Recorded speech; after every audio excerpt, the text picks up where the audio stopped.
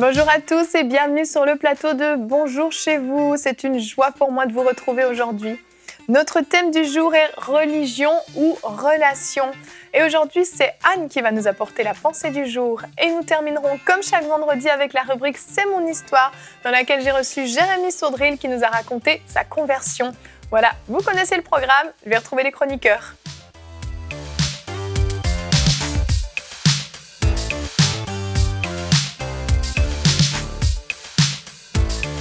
Bonjour à tous. Bonjour. Ça va bien aujourd'hui? Ça va bien. Oui. Super. Dernier jour de la semaine avec un super bon thème, religion ou relation. Le choix est vite fait pour nous, mais c'est peut-être pas le cas pour tout le monde. Il y a des décisions qui vont être prises aujourd'hui, j'en suis convaincue, et des bonnes décisions qui vont amener justement à un nouveau niveau d'intimité avec Dieu, à cette relation que Dieu veut qu'on ait avec lui. Et nous allons commencer tout de suite avec la pensée du jour.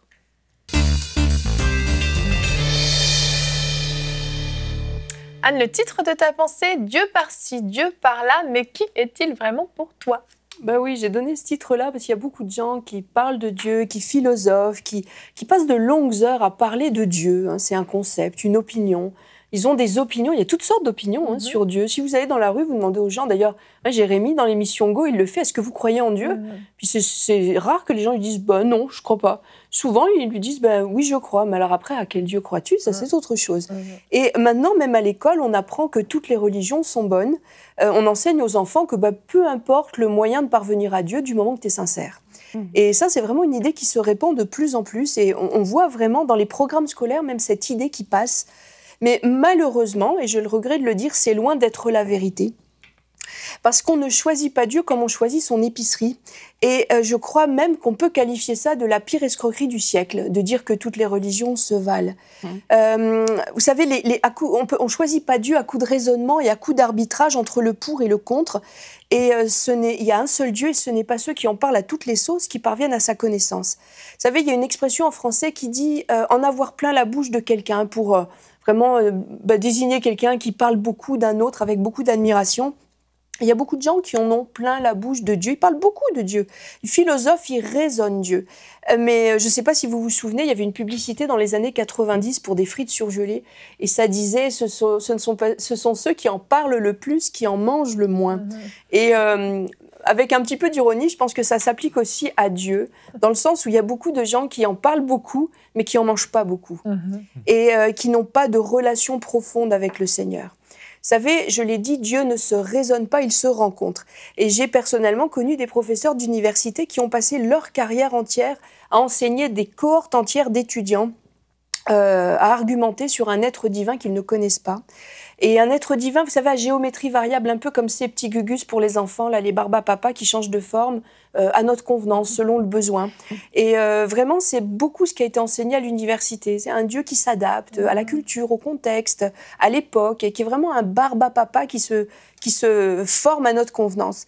Mais Jésus lui-même nous dit dans Matthieu 7, 21, « Ceux qui disent « Seigneur, Seigneur » n'entreront pas tous dans le royaume, mais seulement celui qui fait la volonté de mon Père dans les cieux. » Et vous savez, cette affirmation a vraiment de quoi faire trembler, parce qu'il y a beaucoup de gens qui auront parlé de Dieu avec éloquence et qui, une fois arrivés là-haut, n'entreront pas et auront devant eux les portes closes du ciel. Et Dieu n'est pas un concept brumeux qui se philosophe, c'est un Dieu d'amour qui a montré son amour envers nous en donnant Jésus, son Fils unique, à la croix pour nos péchés. Et parler de Dieu, c'est quand même assez populaire. Parler de Jésus, c'est nettement moins populaire. Et même certains mettent fin à la conversation dès qu'on commence à aborder le thème de Jésus. Même le nom leur hérisse le poil des fois. Et Dieu, on en discuterait pendant des heures, mais Jésus, c'est même un sujet qui peut fâcher dans certains contextes. Alors, il y a un principe fondamental qui n'est pourtant pas populaire, c'est qu'il n'y a pas 36 façons d'entrer en contact avec Dieu. Il y en a une seule. Et dans Jean 14, 6, Jésus nous dit « Je suis le chemin, la vérité, la vie. Nul ne vient au Père que par moi. » Alors, c'est pas la peine d'aller chercher Dieu ailleurs, c'est uniquement par l'intermédiaire de Jésus qu'on y accède. Il y a quelques chapitres avant, dans le même évangile de Jean, dans Jean 10, 9, Jésus nous explique ceci. Il dit « Je suis la porte, et si quelqu'un entre par moi, il sera sauvé. » Et nous sommes tous pécheurs. Paul disait qu'il n'y avait pas un juste, pas même un seul. Il n'y a pas un juste, pas même un seul, car tous ont péché et sont privés de la gloire de Dieu. Et nous en faisons partie, hein, nous sommes tous des pécheurs. Et nous sommes naturellement indignes de nous présenter devant le trône de Dieu.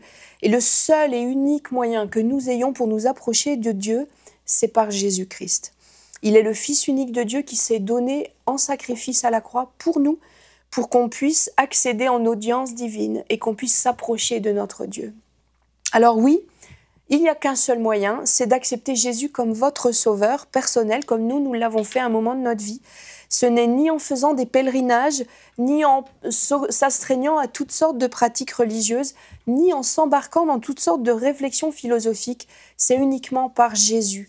Alors si vous ne l'avez pas déjà fait, je vous encourage vraiment aujourd'hui à faire cette simple prière et vous adresser à Jésus, votre Sauveur, et lui donner votre vie. Vous écoutez nos émissions, j'imagine, si vous êtes là. Vous lisez peut-être même nos textes et vous aimez ce qu'on dit sur ces plateaux et vous aimeriez peut-être avoir la même foi que nous. Alors aujourd'hui, c'est vraiment le jour idéal pour vous, pour accepter Christ et déposer votre vie aux pieds du Sauveur. Vous savez, il nous aime d'un amour qui dépasse l'entendement. Et c'est bien de connaître quelques trucs sur Dieu. C'est mieux de le connaître directement et d'accepter Jésus comme notre Sauveur. C'est une relation intime, quotidienne. On a un cœur à nu devant Dieu quand on est à Jésus-Christ. Alors c'est ma prière pour vous aujourd'hui. Vraiment, approchez-vous de votre Sauveur et acceptez-le comme votre Sauveur personnel. Et là, vous connaîtrez Dieu vraiment, comme il doit être connu. Amen. Amen. Merci Anne pour cette belle pensée. Oui, à la maison, vous pouvez vraiment prendre cette décision aujourd'hui. Et c'est disponible à toute heure du jour, de la nuit, 24 heures sur 24 et 7 jours sur 7. Dieu est là. Dieu est là. La Bible dit que Dieu est là et qu'il frappe à la porte, qu'il attend qu'on lui ouvre. Et très souvent, on pense lui avoir ouvert la porte. Moi, personnellement, j'ai été pendant 1 an dans une église évangélique et je n'étais pas encore entrée dans cette relation avec Dieu. Je n'avais pas réellement connu Dieu comme j'y ai accès maintenant. Et j'en avais aucune idée. Je connaissais ma Bible, je connaissais, oui, c'est vrai, Jésus est mort pour moi, il a effacé mes péchés, etc., etc. Tout ça, je le connaissais par cœur, mais je ne l'avais pas expérimenté. Au point où une nuit, j'ai fait un rêve et Jésus m'a parlé dans un rêve. J'ai entendu juste une voix, mais je savais que c'était lui, qui disait « Tu n'as pas réellement accepté ce que j'ai fait pour toi. » Et je me souviens avoir argumenté avec Jésus, en disant « Ben si, voyons, je sais très bien. » Et j'ai énuméré toutes les choses qu'il a faites à la croix pour moi. Je le savais dans ma tête, mais je n'avais pas eu cette révélation qui fait que je pouvais entrer dans cette relation avec lui. Et c'est le cas de beaucoup de personnes, vraiment. On est là, on entend dimanche après dimanche, prédication après prédication, émission après émission, on entend ces choses qui semblent extraordinaires et puis on dit oui, je suis d'accord, oui, j'aime ça, oui, c'est la vérité. Mais est-ce qu'on a fait cette démarche de vraiment s'approcher et dire Seigneur, je veux t'ouvrir mon cœur maintenant. Je veux vraiment entrer dans cette relation avec toi. J'aimerais qu'on regarde notre verset du jour qui est dans Ézéchiel 16 au verset 8. J'aime vraiment beaucoup ce verset.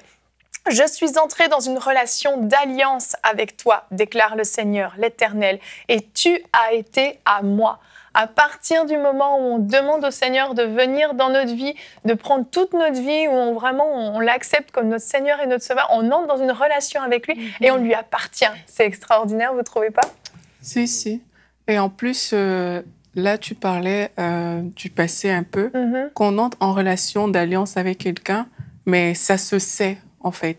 Parce qu'il y a beaucoup de personnes et moi aussi j'ai été comme ça, et ayant grandi un peu dans l'église, mais c'était comme, OK, on croit à Dieu de fait, on adopte la foi de nos parents et puis on grandit comme ça. Mais tant qu'il n'y a pas un moment où on peut vraiment mettre la main dessus et dire, je sais qu'à ce moment-là, ma vie a changé parce que j'ai rencontré le Seigneur Jésus.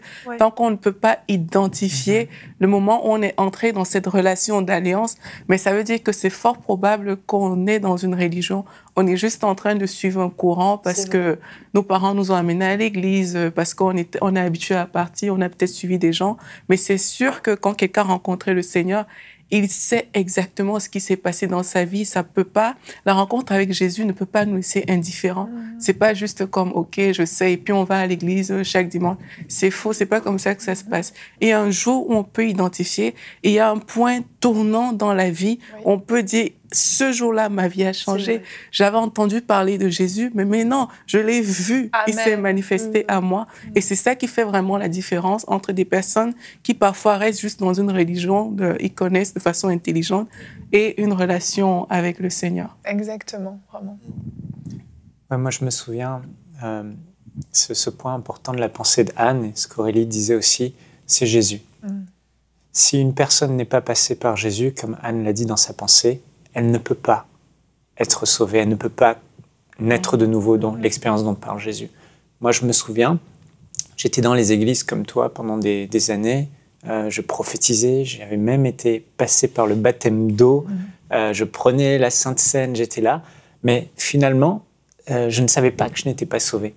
Et je n'avais pas entendu ce discours de quelqu'un comme Aurélie qui pouvait dire, mais si tu n'as pas eu cette révélation de Jésus, si tu n'es pas en mesure de dire qu'à un moment donné, tu as rencontré Jésus, c'est que tu n'es pas sauvé. J'entendais des messages, mais je ne savais pas. Et jusqu'à ce fameux jour, en mars 2002, où j'étais dans une réunion, et là, j'ai eu cette révélation de Jésus-Christ. Et c'est à ce moment-là que j'ai su que je n'étais pas sauvé, parce que j'ai vécu vraiment une expérience, l'expérience de la nouvelle naissance. Et à ce moment-là, j'allais à l'église, mais il y avait toujours un fardeau en moi, un poids en moi.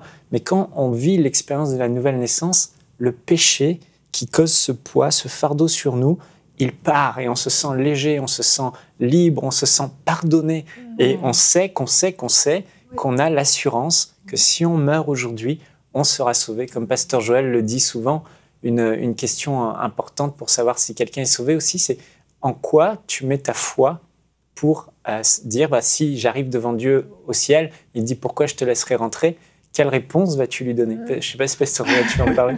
En fait, c'est vrai parce que plusieurs personnes en fait, trouvent leur refuge dans la religion. Ils vont dire, bien, je vais à l'église tous les dimanches matins, ou j'ai donné de l'argent aux pauvres. Et puis, souvent, on va trouver notre refuge, notre consolation dans le fait qu'on fait des bonnes choses. Et on se dit, bien, moi, je suis pas pire que telle personne. Et puis, finalement, je suis une bonne personne. Mais pour entrer au ciel, nous devons être parfaits. Parce que pour aller au ciel, vraiment, c'est ça. Et les gens vont dire, bien, il n'y a personne de parfait. Mais c'est vrai, ça. C'est pour ça que Jésus, c'est lui qui est parfait. Et puis, nous pouvons être parfaitement pardonnés. Donc, si on place notre foi dans ce que Jésus a fait pour nous à la croix, et c'est là où nous pouvons être totalement pardonnés de tous nos péchés.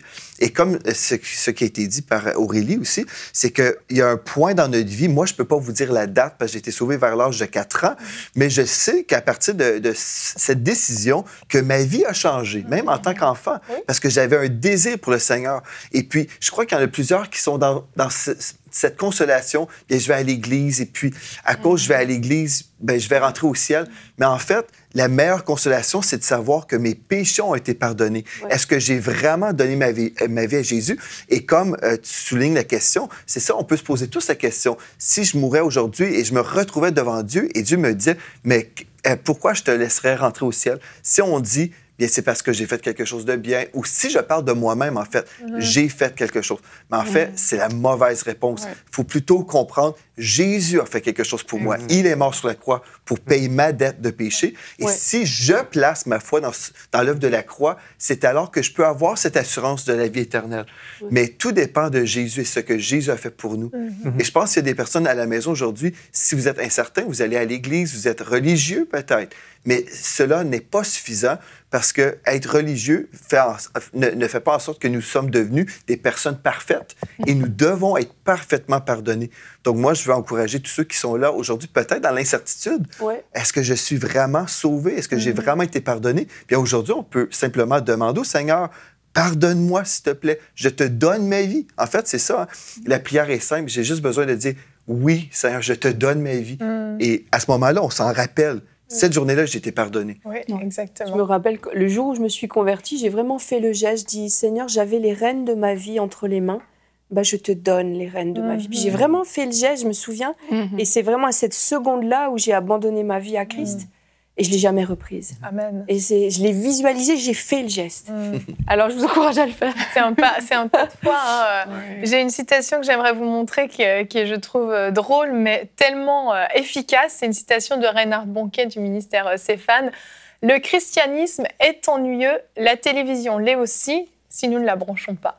Et je trouve que c'est exactement ça. C'est exactement ça. Le christianisme peut paraître ennuyeux pour certaines personnes. Vous allez le dimanche tous les jours, vous allez à l'église tous les jours, tous les dimanches, pardon, vous priez, vous ouvrez votre Bible, voilà, c'est très religieux. Avant de manger, vous faites une petite prière. Qu'est-ce que c'est ennuyeux? Vous pouvez rien faire, vous pouvez pas sortir, vous pouvez pas danser, vous pouvez pas ci, vous pouvez pas ça.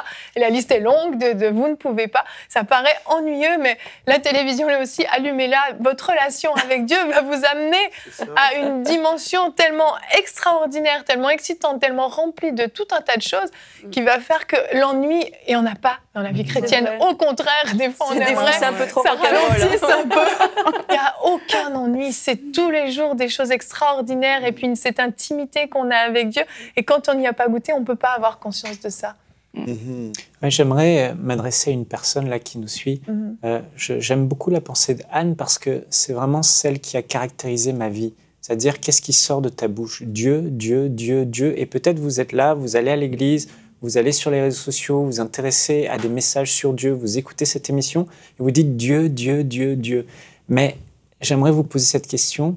Qu'est-ce que signifie Jésus-Christ pour vous? Vous pouvez parler de Dieu, mais est-ce que le nom de Jésus sort de votre bouche? Si ce n'est pas le cas, si Jésus n'évoque rien pour vous, alors vous étiez comme moi, vous n'êtes pas sauvé.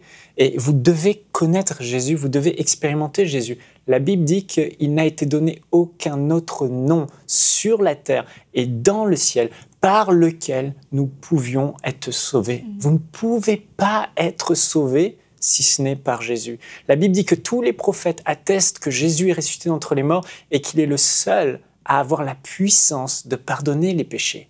Pour être sauvé, vous devez être pardonné. Pour être pardonné, vous devez aller à Jésus. Et la Bible dit que si vous faisiez appel à lui, vous confessez le nom du Seigneur Jésus, c'est-à-dire si à un moment donné dans votre vie, comme Aurélie, comme Yveline, comme moi, comme chacun d'entre nous, à un moment donné, vous arrêtez, vous dites « mais je ne connais pas Jésus et je veux le rencontrer », ben là, vous vous tournez vers lui et vous faites appel à lui. Vous ne serez pas confus et vous serez sauvés. Amen. Amen. Et on va voir maintenant le témoignage de Jérémie Sourdril que vous connaissez tous, qui a raconté dans C'est mon histoire, l'histoire de sa conversion, justement, ce cheminement qu'il a fait de passer de religion à relation. Je vous invite à regarder tout de suite dans la rubrique C'est mon histoire.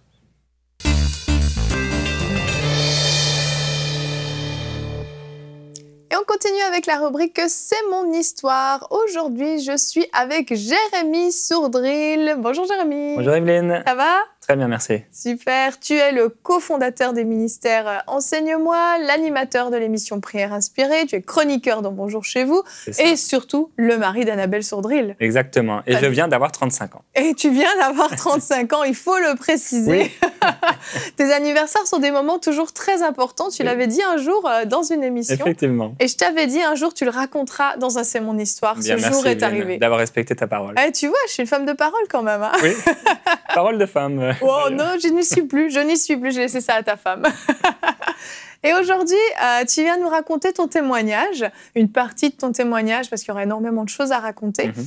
Mais tu vas nous parler de ton enfance, de ton adolescence, de ta conversion, de ton attachement au Seigneur, de tout ce que tu as vécu. Et pour commencer, toi, tu es né dans une famille où Dieu n'était pas au centre, tes parents ne connaissaient pas le Seigneur, et ta maman était même bercée dans l'astrologie, c'est ça? C'est ça, oui. Donc, je suis né en France, en Bretagne, et mes parents n'étaient pas chrétiens, comme tu l'as dit.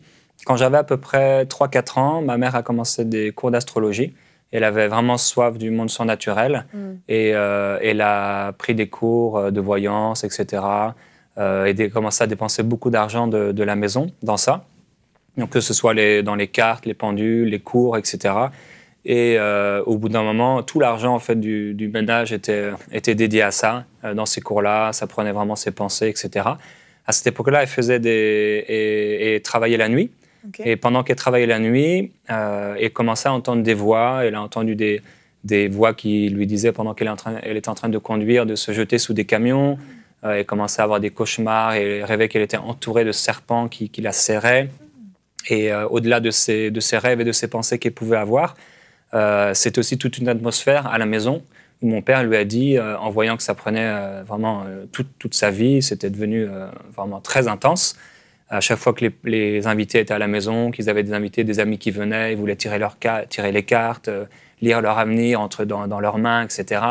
Et mon père lui a dit un jour, chérie, ce sera soit les enfants, soit l'astrologie. Ah oui. Alors, ma mère, tellement passionnée par ça, elle a dit, chérie, ce sera l'astrologie. Donc, c'était vraiment très, très, très difficile, l'atmosphère dans la maison. Donc, ils allaient certainement divorcer. Ils étaient sur le point de se séparer. En tout cas, ça devenait très, très, très, très fort. Jusqu'un jour, en fait, où elle a été dans un hôpital pour une petite opération et de se faire enlever des caillots dans l'estomac. Et pendant qu'elle était dans cet hôpital et lisait l'avenir à toutes les infirmières qui venaient dans sa chambre, etc., il y a un homme qui est venu la visiter. Je raccourcis un peu son témoignage, mais dans cette chambre, et elle lui a donné en fait un magazine de témoignages, des gens qui avaient vu leur vie transformée par une expérience personnelle avec Jésus-Christ. Alors elle a commencé à lire ces témoignages et elle a découvert entre autres un passage de la parole de Dieu dans l'Ancien Testament qui dit qu'on ne trouve personne chez toi qui fasse passer son fils par le feu ou qui lise l'avenir, qui pratique des sciences occultes, etc. Et en lisant ces témoignages, elle a été complètement... elle a reçu une révélation de Jésus. Et elle a appelé mon père, alors que ça faisait quelques années maintenant qu'elle était là-dedans. Elle lui a dit, chérie, c'est fini l'astrologie. Wow. Je crois qu'ils se sont mis à pleurer tous les deux. En un instant, elle a reçu Jésus-Christ dans sa vie. Et elle a été complètement transformée. Donc ça, c'est son témoignage. Je vais parler du mien après. Oui. Mais tout a commencé avec son témoignage, sa rencontre avec Dieu. Parce qu'à partir de ce moment-là, elle vous a amené à l'église après, c'est ça? Après, c'est ça. Donc, quand elle a été sauvée, alors instantanément, la veille, elle parlait aux infirmières de leur avenir, etc. Et le lendemain, elle leur parlait de Jésus. Alors, les infirmières n'ont pas trop compris. Et ça a amené une restauration dans la famille complète, transformation complète. Aujourd'hui, mes parents sont bien sûr encore ensemble. Ils marchent avec Dieu. C'est un super témoignage pour leurs amis chrétiens et non chrétiens. Et effectivement, on a été dans une église à l'époque en Bretagne, où là, j'ai commencé à faire mes expériences un peu avec Dieu. J'avais un amour pour la Bible, j'avais un amour pour la prédication, même ce que je pouvais lire de la Bible, ce que je pouvais en comprendre, ça me touchait vraiment particulièrement. Après, j'ai vécu une enfance un peu comme les autres enfants, je faisais du sport, j'ai fait du foot un peu, j'ai fait plusieurs années de judo. On habitait dans un petit village, il n'y avait pas grand monde, donc il fallait un peu s'occuper. Et voilà, c'est un peu le début de mon enfance, ça s'est passé un peu comme ça. Et après ton enfance, tu as eu une enfance un peu difficile, une relation difficile avec ton frère quand même. Ouais, c'était un peu difficile avec mon frère. C'est d'ailleurs ce qui m'a amené un peu plus tard, je pense, d'abord au judo, mais après à la boxe. Ce qui fait que quand j'étais à l'extérieur de la maison, parce qu'à l'intérieur, je ne pouvais pas dominer, c'est lui qui dominait sur moi. On avait des relations très, très dures. Quand j'étais à l'extérieur, j'en profitais en fait. Je pense que ça a vraiment créé ça. Ce qui fait que quand j'étais à l'école, puis plus tard au collège, je voulais dominer, écraser les autres. Et certainement, ça a aussi apporté un peu de violence à travers les quelques arts martiaux que j'ai faits. C'est ça. Ouais. Et après, tu as commencé à être intéressé par les filles, arrivé au début de l'adolescence. C'était à partir de l'âge de 12 ans à peu près. Tu étais intéressé par les filles à ce moment-là. Ouais, je pense que j'étais ce qu'on peut appeler parfois dépendant affectif, je ne sais pas. Mais dès que je suis arrivé au collège, jusqu'à mes 19 ans, il se passait à peu près pas un mois sans que je sois avec une fille. Okay. Donc j'avais même à l'époque, quand j'avais 12, 13 ans, 14 ans, un cahier sur lequel je mettais les prénoms des filles, je notais les filles. Ah oui. Et voilà, donc c'était un peu particulier. Ah oui, vraiment. Et voilà, donc j'enchaînais les relations comme ça, les unes après les autres, pour combler quelque chose en fait en moi que j'avais. Il n'y avait pas d'amour dans ces relations. Non, c'est ça, c'était. Voilà, pour combler un vide en fait, ouais, un peu. Je trouvais ça cool.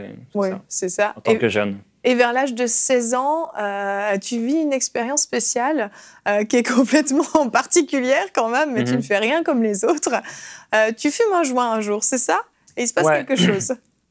C'est sûr qu'avec mes amis, les amis que j'avais, mon entourage, ces gens savaient que j'étais chrétien parce que j'avais reçu Jésus quand j'étais petit, mais ça n'avait pas transformé ma vie. C'est plus tard en fait que j'ai découvert que celui qui aime Jésus, il respecte ses commandements. Ça a été vraiment des années plus tard que j'ai compris. Parce qu'on ne te l'avait pas enseigné. Non, c'est ça. On n'était pas très, très bien enseigné, vraiment, et ça ne m'a pas aidé. Ce qui fait que les filles, etc., je volais, et tout un tas de choses que je pouvais faire. Mais tu n'avais pas un mauvais cœur vis-à-vis de Dieu? Non, c'est ça. Je croyais vraiment aimer Dieu. Vraiment, j'aimais Dieu. Tous les soirs, je priais pour ma famille, entre autres pour mon frère, même s'il était dur avec moi, je priais pour lui, je priais pour ma sœur. C'était des prières toutes simples, mais d'enfant. Et voilà, je m'étais même inscrit à des cours bibliques à peu près à 12 ans. Pendant 2-3 ans, je faisais ça à la maison tout seul, jusqu'à rencontrer tous ces amis avec qui j'étais. Je sortais avec les filles, on fumait de temps en temps des joints, etc. À l'école, en fait, pour moi, c'était vraiment du début à la fin de la journée, c'était faire des bêtises, quoi. Ouais. Donc, ça m'a valu beaucoup de colle, voilà. Et à 16 ans, effectivement, j'étais chez moi, et c'est pour la première fois, je me roule un joint tout seul, avec de la marijuana, mais j'avais pas de tabac. Donc, j'ai pris une feuille, j'ai mis de marijuana dedans et j'ai commencé à fumer. Et là, j'ai fait comme un bad trip. Je me suis senti très, très mal. Et j'étais dans mon salon, je me sentais mal, etc. Et là, je me sentais tellement mal, j'étais aux toilettes. Et aux toilettes, je me souviens, je crois que j'étais assis par terre, en train de transpirer. Et j'ai dit à Dieu, si tu me délivres maintenant, si je ne ressens plus rien maintenant, je me baptise. Wow. Et là, instantanément, j'ai senti absolument plus rien. C'était fini. En un instant. Alors, j'ai pris tout de suite, j'ai été dans ma salle à manger, j'ai pris le téléphone, j'ai appelé mon pasteur, j'ai cherché mon numéro dans le petit bloc-notes de mes parents, et j'ai dit, pasteur, je veux me faire baptiser. Alors, lui, il attendait ça, bien sûr. Et à partir de ce moment-là, je me suis fait baptiser, comme on peut le voir sur la photo. Et d'ailleurs, c'est dans cette même église que plus tard, celle qui allait devenir ma femme, Annabelle, s'est faite baptiser aussi, des années plus tard, 4 ans plus tard. C'était dans la même église. Ouais, c'est fou ça quand même, hein. Ouais. C'est fou. Et je trouve assez fou quand même parce que tu vis cette expérience, ce bad trip, tu prends un engagement, mais tout de suite, tu appelles le pasteur. On voit ton bon cœur quand même, vraiment. Tout de suite, tu tiens ton engagement. Tu aurais pu dire, je le ferai plus tard, mais tu le fais. Et ça témoigne quand même d'un vrai attachement à Dieu que tu avais déjà à ce moment-là. Et puis après ton baptême, est-ce que ta vie change? Est-ce que tu mets de l'ordre dans ta vie? Est-ce que ça transforme les choses ou pas forcément? Ouais, pendant plusieurs mois, j'ai essayé de mettre de l'ordre. Donc j'avais pris la décision de ne plus fumer. J'avais pris la décision de ne plus voler aussi, parce que je volais assez régulièrement à l'école ou ça arrivait dans les magasins. Donc il y a des choses qui ont changé, mais ça n'a pas duré. J'avais des mauvaises relations, je n'ai pas changé mes relations et forcément, je suis retombé dans les mêmes problèmes, dans les mêmes vices. Et avec les filles, ça n'a pas du tout changé par contre, parce que pour moi, je ne voyais pas en quoi c'était mal. Mais c'est vrai que j'avais ce cœur pour Dieu, je continuais à lire la Bible. J'aimais vraiment, quand j'allais à l'église, j'aimais vraiment ça, je vivais des choses avec Dieu. J'ai même tous les amis avec qui j'étais en fait au collège, avec qui je faisais un peu n'importe quoi, avec qui je fumais mes joints, je leur parlais de Jésus. Donc j'avais une croix, j'avais une étoile de David sur moi. Et c'est là aussi où j'ai rencontré celui qui allait devenir plus tard mon beau-frère, donc Gwen Dresser, qui est l'animateur maintenant de l'émission Hosanna. Et plus tard, j'ai prié pour sa conversion aussi plus tard. Mais il était lui rastafarien à l'époque, donc avec les histoires les chants de Bob Marley, etc. Ça m'a beaucoup influencé, j'étais quand même adolescent. Et j'aimais beaucoup Gwen, comme je l'aime encore aujourd'hui beaucoup. Il a eu beaucoup d'influence sur moi, donc à la fois un peu négativement, mais à la fois, moi aussi, j'ai eu de l'influence plus tard sur lui. Mais au début, ça a été plus lui qui a eu de l'influence sur moi. Donc voilà, on peut voir un peu sur la photo. C'était ma chambre, la guitare, les posters de Bob Marley derrière. Donc c'était le rap, le R&B, le reggae que je pouvais écouter. Et sur la photo un peu au-dessus, on me voit avec une Bible et avec, entre guillemets, un joint. Et ça montre vraiment mon adolescence, à la fois dans la Bible, où je parle de Jésus à tout le monde, j'invite mes amis à l'église, je fais des camps chrétiens, même avec des amis de mon collège. Et donc, ils voient quelque chose en moi, mais en même temps, ils se disent, il est un peu comme nous, mais il a quelque chose qui n'est pas comme nous, ils ne savent pas trop, quoi. Et à côté, l'autre photo qu'on voyait, c'est quand j'ai commencé à travailler dans un supermarché, où tous les jours, je m'occupais des fruits et des légumes, et tous les jours, je volais, en fait. Je volais des bonbons, et je remplissais mes poches, des fois, j'avais des magazines, toutes sortes de choses que je voulais. J'allais dans les magasins, et je pouvais voler aussi. C'était quelque chose qui était en moi. Tu étais vraiment un pied dedans, un pied dehors. Ouais, exactement. Vraiment, tout en croyant aimer Dieu. Mais... sans être enseigné. C'était l'enseignement qui te manquait, puis la crainte de Dieu aussi. Ouais, je crois que l'enseignement, ça a fait vraiment défaut. On n'a pas eu de groupe de jeunes très fort, selon moi. Des gens aussi autour de nous pour nous conseiller, nous aider. Je crois que bien sûr, on ne peut pas excuser ça. Hein. Non. Chacun sait ce qu'il fait, tout ça. Mais ça m'a pas aidé. Ouais. Et puis, lors d'une soirée, Annabelle nous avait raconté dans un C'est mon histoire votre rencontre. Mais lors d'une soirée, tu rencontres Annabelle. C'est ça? Et comment ça se passe? Alors, j'étais toujours un peu dans cette atmosphère-là. D'ailleurs, à cette époque-là, on s'est rencontrés chez un ami commun, pas très loin de notre ville. Ce soir-là, comme elle le dit, elle était la seule fille de la soirée. Mais c'est pas ce que je crois. C'est ce qu'elle dit, elle. Et d'ailleurs, la première chose que je l'ai vue faire, elle n'aimera pas que je le dise, mais je le dis quand même souvent, c'est que je l'ai vue, elle est montée l'escalier, j'étais sur un lit, on regardait un magazine pas très beau avec un ami, et elle a été se rouler un joint. Je l'ai regardé de haut en bas comme il fallait à l'époque, et c'est la première chose que je l'ai vue faire. Et le premier soir, je lui ai parlé de Jésus. Donc, comme je le faisais avec tout le monde. Et dans cette soirée-là, c'est là que j'ai rencontré Annabelle avec la bière. On a été dans un bar avec mes amis, mes 3-4 amis qui étaient là ce soir-là. Et autour d'une bière, j'ai commencé à la draguer. J'utilise ce terme parce que c'est ce que je faisais. C'était ce que tu faisais, ouais. Et on est sortis ensemble le premier soir. Pour toi, c'était une fille parmi tant d'autres à ce moment-là encore? Ouais. Ouais. C'était pas, tu te disais pas, je vais rencontrer ma femme. T'étais pas du tout dans cette optique-là. Non. Absolument pas. D'ailleurs, j'étais avec une fille. Oui, ok. Quand je l'ai rencontrée. Ok, en plus. Mais j'avais pris la décision des années auparavant. Moi, j'étais un peu comme ça. J'étais quand même fidèle. Okay. C'est-à-dire que je trompais jamais mes copines. Okay. Mais cette fois-ci, ça a été la première fois où je l'ai fait. Okay. Mais dès le lundi, j'ai quitté l'autre copine. Pour te mettre avec Annabelle. C'est ça, ouais. Et puis, étonnamment, la rencontre avec Annabelle, qui n'est pas du tout chrétienne, va te rapprocher de Dieu, en fait. Parce qu'elle va te poser plein de questions sur Dieu, elle sera intéressée. Puis toi, dans ton désir d'évangéliser tout ce qui bouge, même si ta vie n'était pas en règle, ça te rapproche de Dieu, c'est ça? Oui, exactement. Moi, donc, je commence à lui parler de Jésus.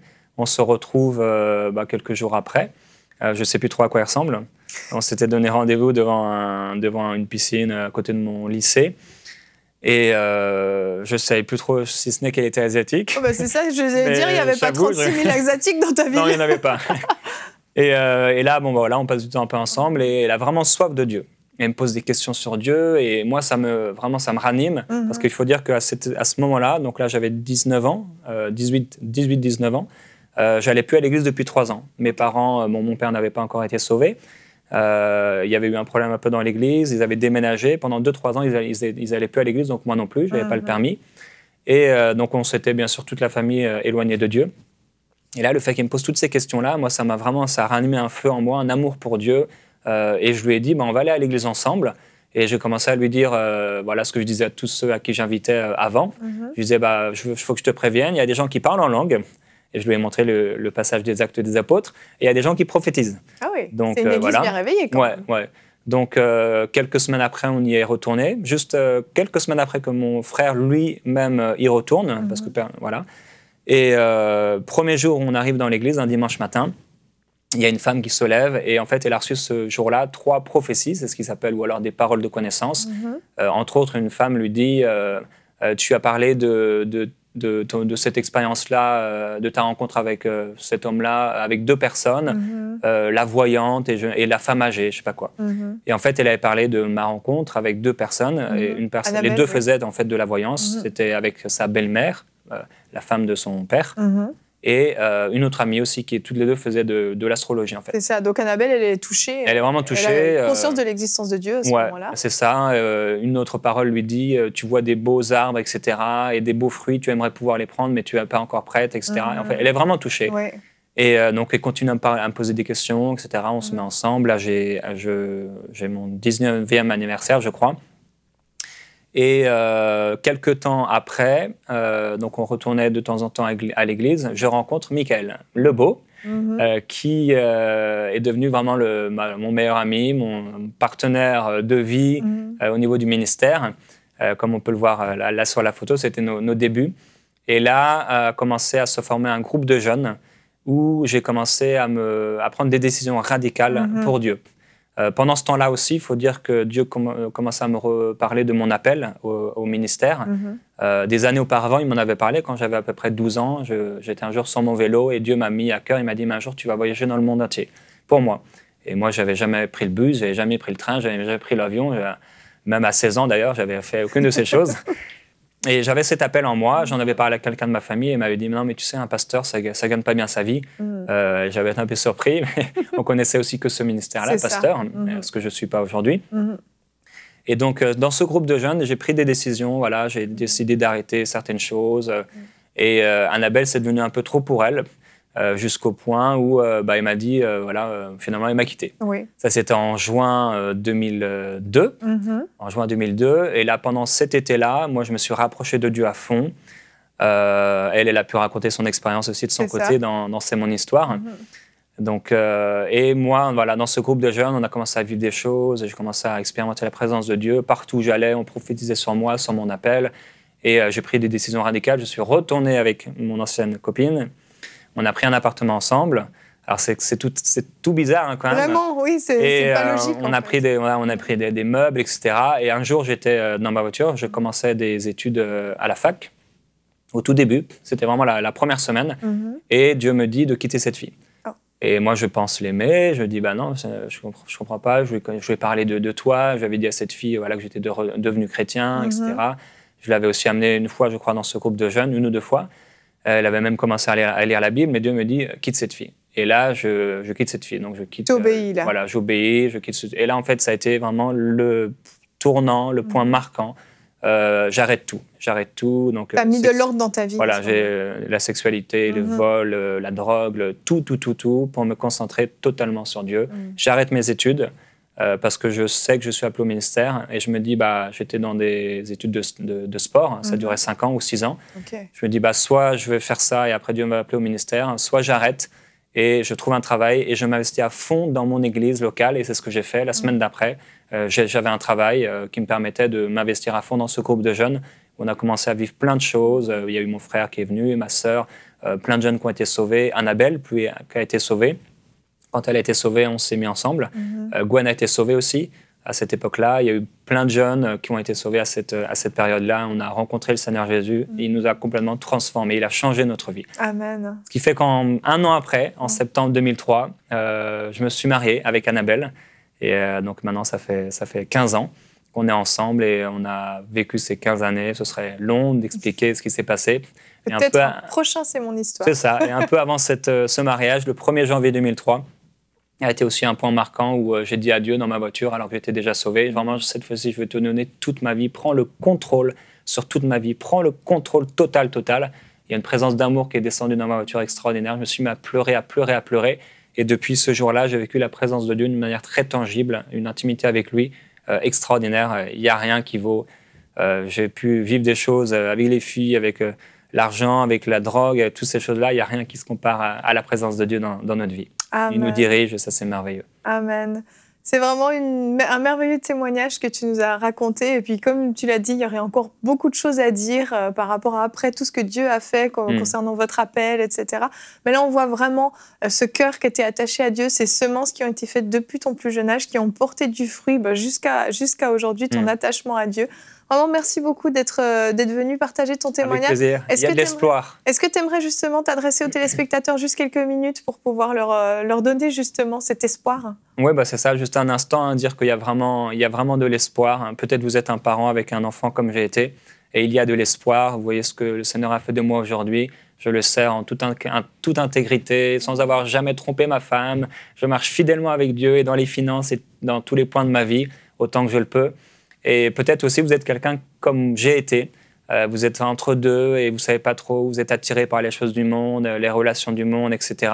Et aujourd'hui, Dieu vous propose un choix. Il dit, choisis, j'ai mis devant toi la vie et la mort. Choisis la vie afin que tu vives. Et aujourd'hui, c'est le choix que Dieu vous donne. Soit vous allez être un chrétien du dimanche, quelqu'un qui va dans une église d'une manière routinière, religieuse. Et malheureusement, peut-être que les portes entre guillemets, du paradis, de la présence de Dieu vous seront fermées parce que vous n'aurez pas vraiment eu d'intimité avec Dieu réelle. Ou soit vous allez prendre une décision aujourd'hui d'obéissance, d'obéir à Dieu, en disant à Dieu, aujourd'hui c'est terminé. Ce péché, j'en veux plus dans ma vie. Je vais te donner toute ma vie, pas seulement une partie de ma vie, mais toute ma vie. Et si vous faites cette prière de tout votre cœur, c'est quelque chose qu'on ne peut pas inventer. C'est quelque chose de sincère, de profond dans notre cœur, une décision radicale de plus commettre de péché, de plus vivre pour nous-mêmes, mais de lui donner entièrement notre vie. C'est ses objectifs, c'est ses projets pour notre vie.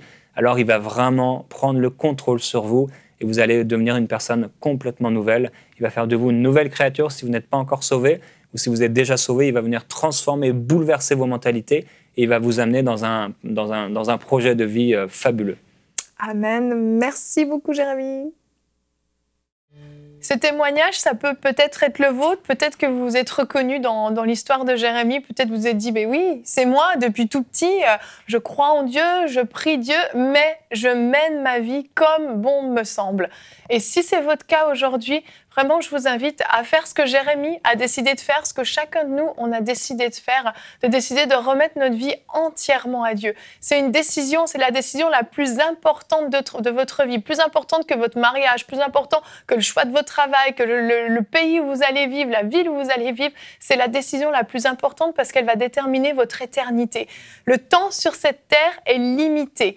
Votre temps sur cette terre est limité, vous le savez, il y a un début mais il y a une fin aussi. À la fin, où allez-vous aller? L'éternité, où allez-vous la passer? Si vous n'avez pas la certitude que vous allez passer l'éternité auprès du Seigneur, c'est qu'il y a quelque chose à faire et c'est urgent, il y a une urgence. Et Dieu frappe, il frappe, il frappe. Ouvrez-lui la porte aujourd'hui. Dites-lui, Seigneur Jésus, je veux que tu viennes dans ma vie, je te demande pardon. J'ai mené ma vie loin de toi jusqu'à présent, mais à partir d'aujourd'hui, ça change. Aujourd'hui, c'est toi qui prends le contrôle de ma vie, dirige ma vie, conduis toutes choses. Désormais, je ferai ta volonté et uniquement ta volonté.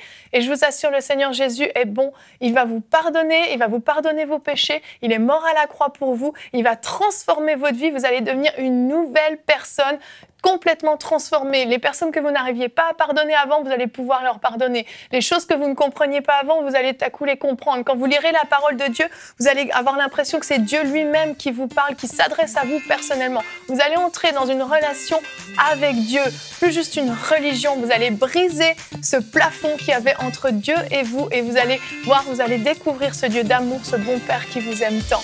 Je vous félicite pour la décision que vous avez prise. Vous pouvez nous écrire à l'adresse témoignage@enseigne-moi.com pour nous partager ce que vous avez vécu avec le Seigneur après cette émission. Que Dieu vous bénisse. Bonjour chez vous et je vous souhaite un excellent week-end.